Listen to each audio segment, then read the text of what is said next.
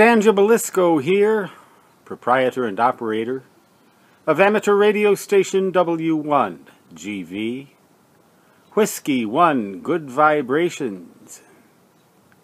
And there are a lot of vibrations going on around here in this human-made interference saturated QTH.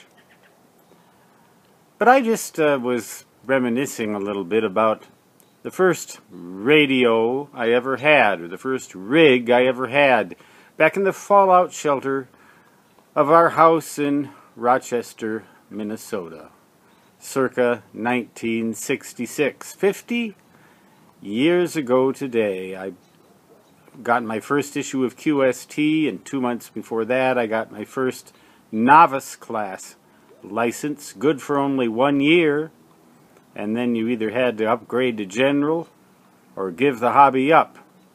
I upgraded to general and became WA0, Ocean Kilo Victor, and bought myself a little night kit VFO to go with my Johnson Viking Adventurer transmitter. Well, I should say my dad bought it for me, okay. I was only 13 years old, and my Hallicrafters SX-130 receiver. And I remember that VFO had a drift problem.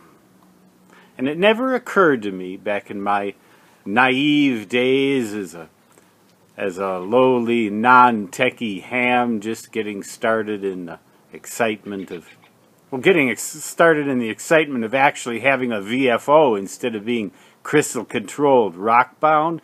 Novices back then, we had to use crystal control for our frequency. Mine was 7,185 kilo cycles as a novice. And then I got the VFO and could roam the band, but it drifted. It never occurred to me to just leave the thing on constantly until it attained thermal equilibrium. I was afraid I might wear out the vacuum tubes in the thing or something. Like, you couldn't find new ones? 13-year-old kid radio ham, just reminiscing up here on a night that's going to turn out not to be any more snow. It's going to start getting sunny. It's going to start warming up. May it will arrive tomorrow. Only 1 more month till summer.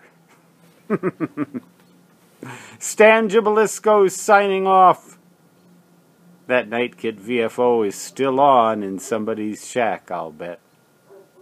Until next time, little tip of the day, leave those old tube VFOs running 24/7. So long.